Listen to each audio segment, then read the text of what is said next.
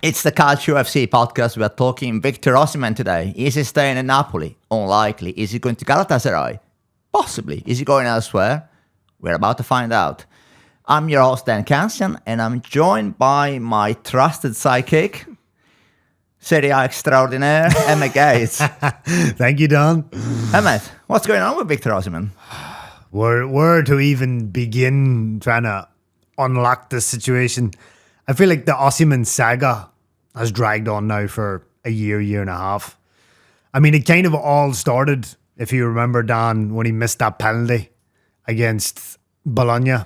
Was it early in 2023, 2024? 2023, yeah. I think that was the beginning of the end for Osimhen and Napoli. For anyone who's not familiar with the incident that Emmet is talking about, shall we quickly describe what happened? So it's a match at the Stadio dell'Ara in Bologna. It's Bologna against Napoli. Napoli win a penalty.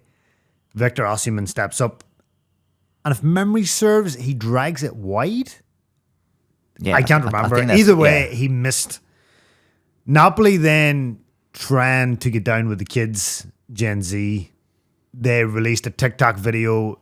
Essentially, it was supposed to be humorous, making a joke and jest at their own player missing the penalty. Napoli won the game, but they were trying to, market the TikTok generation. They released a video. It didn't go down well with Osimhen and his people. I don't see why it would go down well. Yeah, and Osimhen released a statement saying, how can you treat me like this, from your own club. There was an outpouring of criticism towards Napoli and, a joke made in bad taste, and this is not the right thing to do, especially when you consider that he was such a key ingredient of Napoli winning the title the year before. He was capocannoniere, top goal scorer. Because there was a racial element as well, isn't it? Yeah. Osimhen was described as a coconut in the video. Yeah. So it was in poor taste, ill-advised. Yeah. Just bizarre that people do something like that. What makes it more head-scratching is that that video would have had to have gone through teams of people. It wasn't just one person who cut the video and put it out. Yeah. This would have had to have been signed off by multiple people, and nobody saw an issue with it. And this is a club that is owned by a man who's made his fortune in movies. Exactly. Aurelio De Laurentiis is a movie mogul. Exactly. Surely someone should have stepped in and said, lads, this is that you can't release this. Even if you're trying to be humorous and whatever, no, this is an on-goal of massive proportions. Yeah, because I had thought this at the time, and I was surprised not to see it covered more widely. The impact that this video must have had on Osimhen's own teammates. Yeah. Yeah. You're still you train, you play with a certain player day in, day out, and then you see the club taking the proverbial out of him. Yeah. You must have been thinking, hang on a second. Yeah. If they do it to him and he scored 6 goals the previous season. Yeah. They can do it to anybody. Yeah. So the next time Napoli took a penalty, whoever it was probably thinking, am I going to end up on TikTok here if I miss this? No, exactly. So it's... As if there wasn't enough pressure in Naples to begin with. Yeah, exactly. And their title defence, in the aftermath, they were the worst defending champions in the history of the 3 points for a win era in Serie. I have 2 words for that for you. Rudy Garcia. Yeah. Such a head-scratching choice from Napoli in the same season that they released this video. So this video essentially marks the beginning of the end. Osimhen plays the rest of the season. He doesn't do as well as Napoli in general don't do as well as the previous season. I think he gets 15 goals. Yeah. Napoli finished 10th. But in the December, he signs a contract extension with the idea being, right, I'll sign this contract, I will stay to the end of the season, and then I get a move away. After 4 years, it's time to go, we'll split ways. Because is the deal he signed, the deal you just mentioned, runs until the end of the 2025-2026 season, and Napoli have the option to trigger that for another 12 months. Yeah.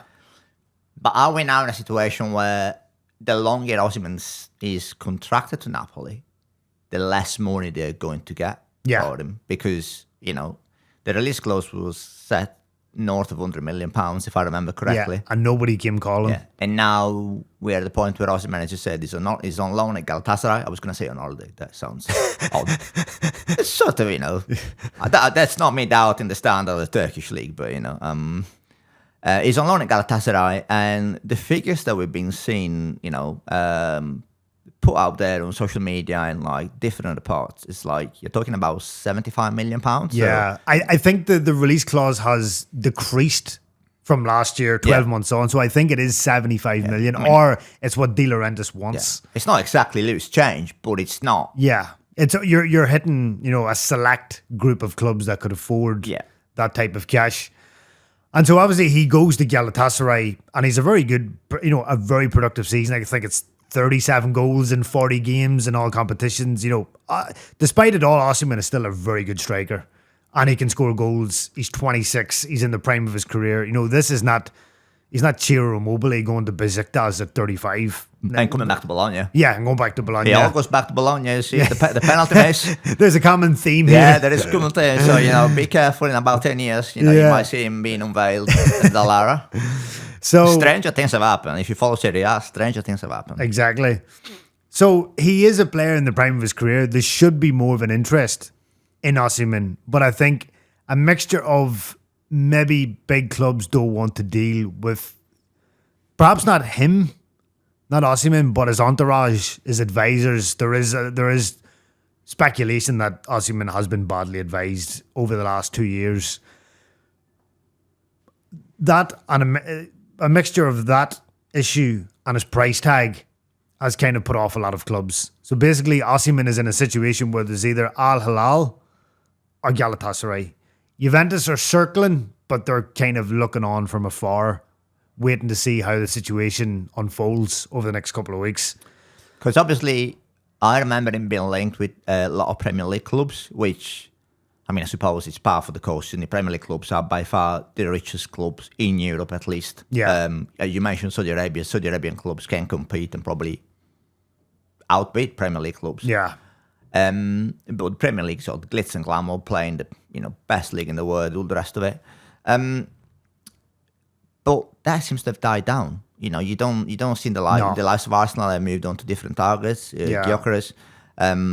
Chelsea have signed Ferguson and João Pedro, and you never know with them. They might add another striker because that's just what Chelsea do. Yeah. City, obviously, they've got Erling Haaland up front. Manchester United don't sign players who score goals. Therefore, Osimhen is off the list. Liverpool, they're stocked up front. Yeah. So are we in a scenario where this may be a sort of, I don't want to say a lose-lose situation for both Osimhen and Napoli, but have we reached the point where Napoli may have to settle for less money than they would have got a year ago, 18 months ago? Yeah. And Osimhen may have to settle to play for again, no disrespect to Galatasaray and the Turkish league, he may have to play for a lesser team. Yeah. Notwithstanding the fact that European football is pretty much guaranteed. Galatasaray is going to win loads of trophies, going to score lots of goals. Yeah. But as you said, at 26, it's just a bit odd to see him going out Turkey, isn't he? Leroy Sané is similar age, I think, and he's gone to Fenerbahce alone. But you look at the like of Edin Dzeko, who went to Turkey like 3 years ago, and now he's back in Serie. Yeah. It just seems very odd to see Osimhen going the opposite direction. Yeah. And as you said, Dan, it was a lose-lose situation a year ago because De Laurentiis had set the release clause so high. Osimhen's form wasn't the best in the title defending season. And it's the lack of interest in him is there's a reason why there is a lack of interest in him. And it is a situation where both the player and the club lost because Napoli were banking on gaining 120 million euros last summer. Didn't happen. Nobody came forward for Osimhen, so he had to go to Galatasaray because he didn't want to stay in Naples. So both lost. Osimhen, as you said, with all due respect, should not be playing in the Turkish league at 26. Edin Dzeko went at 37. That's when you should go. Ciro Immobile went at 34. You should not be going at 26. So he's effectively lost a year of his career because of this situation that the player and the club find themselves in. And there is a real possibility that could happen this summer. where there's a deadlock and it can't be broken. You know, there's a Mexican standoff on who blinks first. No one knows. The other aspect of this obviously is, Napoli have won the league last season. Antonio Conte was very vocal, as he's wont, about the need for signings. Napoli have moved faster this summer than they did last summer. Last summer they famously signed Lukaku, Scott McTominay and Billy Gilmour after being trashed by Verona 3-0 in the opening round of the season. Now they've already signed Kevin De Bruyne. They are closing to sign Belkema from Bologna.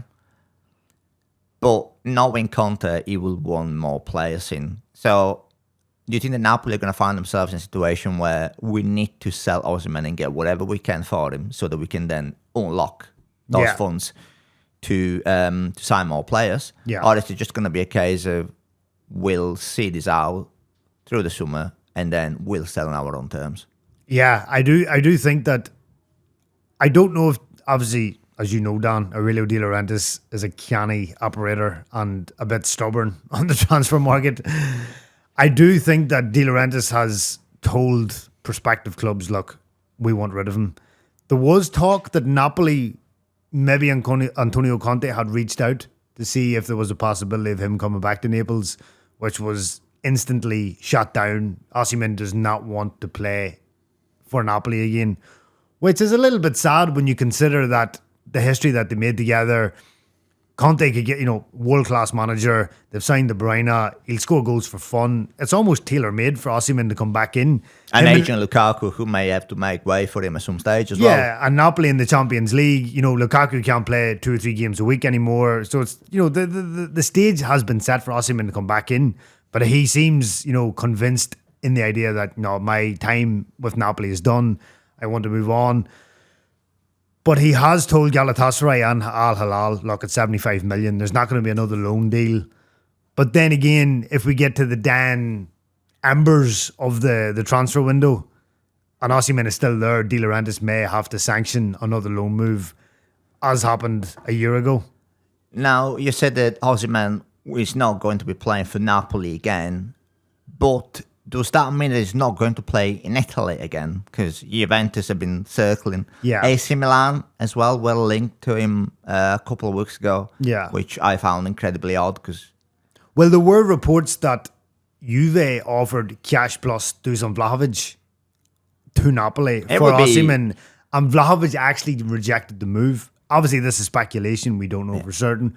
But Juve have been linked. And obviously, Juve's former sporting director, Cristiano Giuntoli, signed Osimhen, brought him to Naples from Lille, tried to get him before he was sacked. So Juve may have lost a little bit of interest, but recent talk in Italy, recent speculation have said that Juventus are kind of circling, just looking from afar at how the situation unfolds.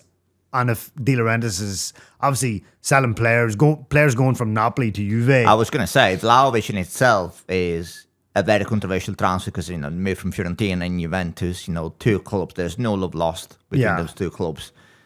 Roberto Baggio being the most famous case of leaving Fiorentina, almost like sparking a 3 days of riots 3 in days Florence. Of riots, yeah, exactly.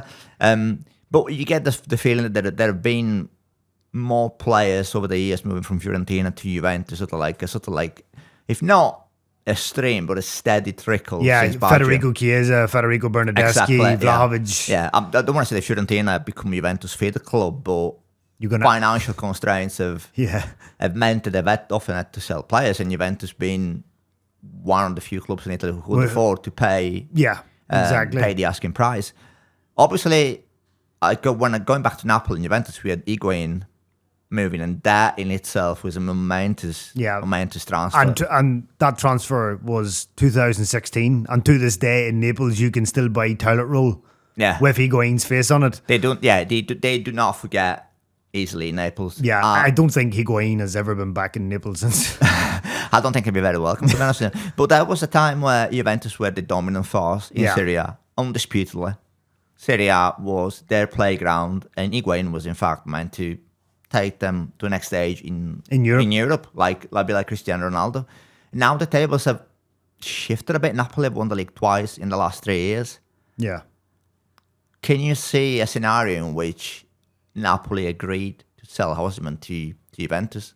And if they are, will this be a case of De Laurentiis try to sell Osimhen to Juventus and getting one over them by absolutely rinsing them? Yeah, well, that's a very good point. I do think that De Laurentiis would rather not, because at the end of the day, you are strengthening. Even if they bring the cash, you are strengthening a rival. The optics are terrible. Yeah, exactly. Admittedly. So but I do think it is. I have read that Juventus will pay 80 million. If they can't find a buyer, they will provide the money that De Laurentiis wants. They'll actually go above. Yeah. They'll maybe add in an extra 5, extra 10 million to sign him. So, but I think De Laurentiis would rather sell him to anyone else than Juve. No, I agree. And you did mention that like selling Osimhen to Juventus would be strengthening a direct rival. So let's just remind ourselves just how good was Osimhen in Napoli, because his numbers are extraordinary. Yeah, I mean, when he signed, he was, 23, 24, no, maybe younger, 21, 22. You could see the raw potential. Like Serie A at that time, he signed in 2020, I believe, the summer of 2020, the COVID summer. Yeah. You could, from watching him, you could see that there wasn't many strikers like Osimhen in Serie A at the time. He kind of reminded me of Faustino Asprilla, the gangly legs, the way he ran. He was like a gazelle. He could run for days. He was quick. He was dynamic. But he was unpolished. You know, he wasted so many chances in front of goal. And he was injury prone. He broke his collarbone. He went to the African Cup of Nations with Nigeria. He picked up another injury. He was out injured a lot. And I think De Laurentiis remarked that this was the last time that he was going to buy an expensive player from Africa because of the position of AFCON in the middle of the season. Players return injured, out of form, whatever. But then eventually it all clicked in the title-winning season. You know, as we said earlier, he won Capo Cannonieri. He scored 26 goals. If you remember the goal against Roma, took it on the chest, knee, smashed it volley in the top corner. He had everything. He had height. He was physical. He was fast. Yeah. He wasn't technically brilliant. He wasn't as technically brilliant as Faustino Asprilla. He wasn't going to bend a free kick in the top corner. But if you played the ball into the channel, he had shades of prime Romelu Lukaku in that he could run, he could hold the ball up, run the channels. I think I remember being watching Napoli during the winning season, and someone in the pub, a Leeds fan, mate of mine, told me watching Osimhen is like watching a taller version of Yeboah. Yeah. And I've never made the connection before, obviously, but Nigerian. But yeah, you actually had the feeling of like raw power coming through the screen. Like, yeah, exactly. And it just needed someone to harness that power. And Luciano Spalletti did in the title-winning season. Osimhen was unbelievable. And he engineered goals out of nothing at times. He obviously had great service, Kvaratskhelia, Matteo Politano. But there was something about him. Serie A hadn't seen too many strikers like him in the last maybe 10, 12 years. So defenders didn't know how to cope with him. Do you follow him out? Do you get tight? Do you leave him space? Because if you leave him space, he'll run past you. Mm-hmm. If you go tight to him, the defender leaves space in behind, and then the other attackers go in behind the space that he's left. So in a lot of ways, he was unmarkable. He just caused havoc. And it's sad for Serie A that he won't be back in the league. Well, especially perhaps with Juventus, who knows? But I think it is a loss for Serie A the way the situation has played out. Particularly because if he is, in fact, to leave, whether it be Turkey, whether it be elsewhere, and not return to Italy, that's okay. He didn't play for Napoli last season, but him leaving for good will come out on the heels of Matteo Retegui leaving Serie A. Yeah. Capocannoniere last season, the top scorer, has decided to follow Simone Inzaghi's path to Saudi Arabia, a path which, let's be honest, probably a lot more players will follow in the near future. So there will be two very different strikers, because I still think that Osimhen is a superior player to Retegui. Oh yeah, Retegui had the season of his life last season, and it was superb. You know, we spent hours eulogizing him on this podcast for his goals for Atalanta.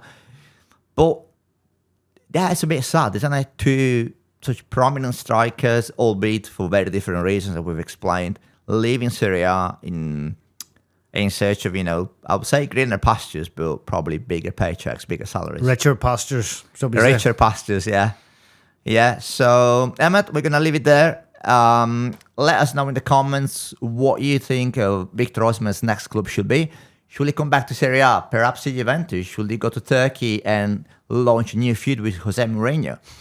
Never one for diplomacy, that man.